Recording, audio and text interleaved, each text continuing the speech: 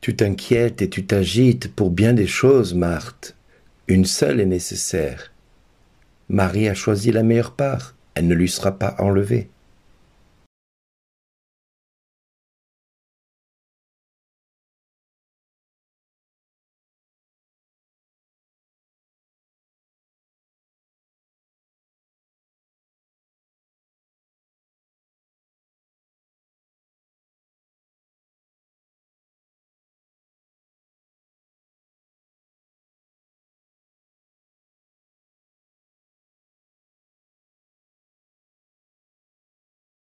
Aujourd'hui, le message vous est adressé par Bernard Dille. Bonjour les amis.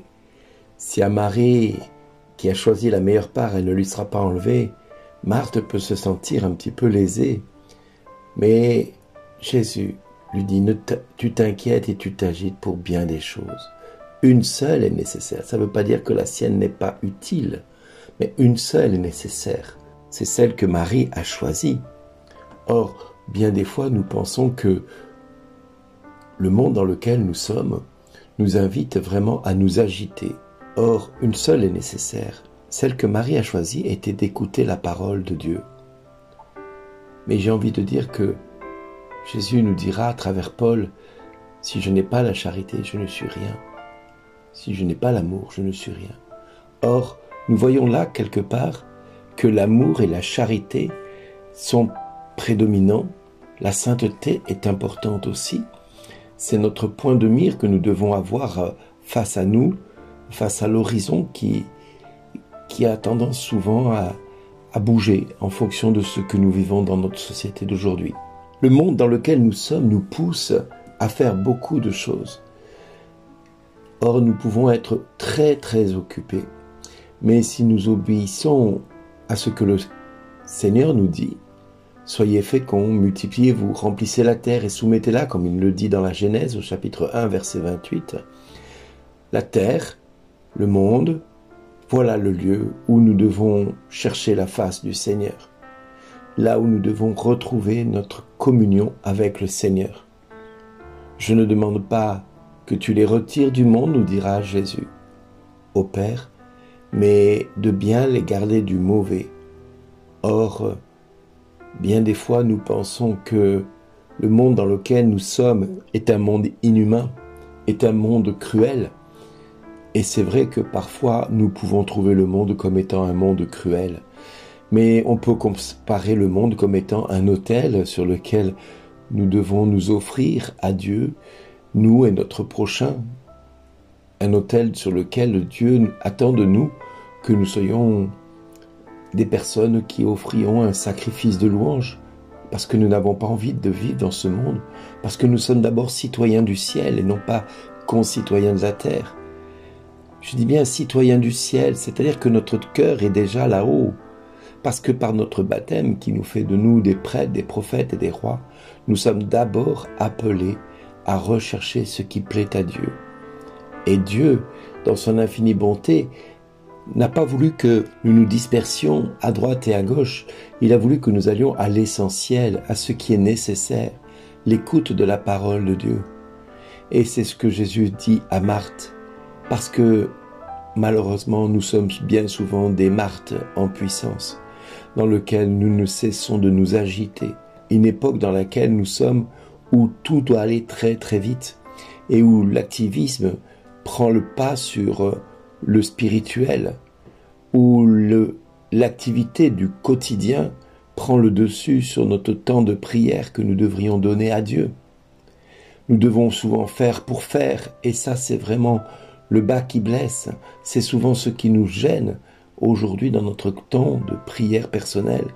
Parce que quand nous commençons à être, eh bien le faire revient au galop et nous empêche de prier. Alors, nous devons simplement nous rappeler ce que Jésus a dit à Marthe. Marthe, tu t'inquiètes et tu t'agites pour bien des choses, une seule est nécessaire. Et chaque fois que nous prions, nous devons demander à Dieu, Seigneur, aie pitié de mon manque de foi, ramène-moi vers ce qui est essentiel pour toi. La parole du Christ est très claire pour nous. Il n'y a aucun mépris pour la vie active. Il n'y a aucun mépris pour celui qui est dans le monde et qui s'agite. Bien au contraire, il y a des œuvres caritatives qui sont indispensables pour l'humanité. Mais l'hospitalité généreuse, sans l'amour, ce n'est rien. L'activisme, sans l'amour, cela ne sert à rien, nous dira Paul. Il y a un rappel clair et une seule chose qui est vraiment nécessaire, c'est d'écouter d'abord la parole de Dieu. La puissance que recèle la parole de Dieu dans nos vies doit nous inviter à rechercher pour l'Église et dans l'Église l'appui nécessaire et la vigueur de notre quotidien. Nous sommes enfants de Dieu avant d'être enfants d'Église. Nous sommes enfants de Dieu avant d'être enfants de ce monde. Nous sommes enfants de Dieu avant d'être enfants tout court. La force que nous trouvons dans la parole de Dieu peut conduire à la foi, parce que la parole de Dieu est source de foi. En effet, Dieu nous dit dans sa parole, la foi vient de ce que l'on entend et ce que l'on entend, c'est la parole de Dieu. Elle est notre nourriture, cette nourriture indispensable pour notre quotidien. Elle est une source pure et permanente pour notre vie spirituelle. Elle est indissociable du chrétien, cette parole. Or, bien souvent, nous la mettons et nous la reléguons à la dernière place. Or, nous devons sans arrêt nous remettre devant le Seigneur, que si nous vivons dans notre vie actuelle avec droiture pour atteindre la sainteté, pour pouvoir vivre pleinement avec l'autre, eh bien, nous ne devons pas oublier que dans notre quotidien, ce qui nous conduit à la sainteté, c'est la parole de Dieu. Ce qui nous conduit vers le Père, c'est la parole de Dieu. Ce qui nous conduit à découvrir pourquoi nous sommes aimés, c'est la parole de Dieu. Ce qui nous conduit à rechercher sa face, c'est la parole de Dieu. Ce qui nous corrige quand nous nous égarons, c'est la parole de Dieu. C'est la parole de Dieu. C'est la parole de Dieu. C'est la parole de Dieu. N'oubliez jamais cela.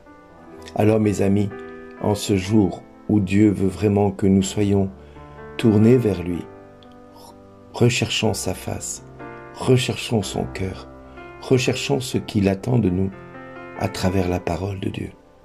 Soyons des Marthe, par moments, soyons des Marie, prêts et prompts à ne pas nous agiter, à écouter la parole de Dieu, et enfin, à vivre à travers elle. Et alors, nous pourrons agir selon notre cœur auprès de nos proches, de nos amis et de nos frères, les hommes. Merci d'exister.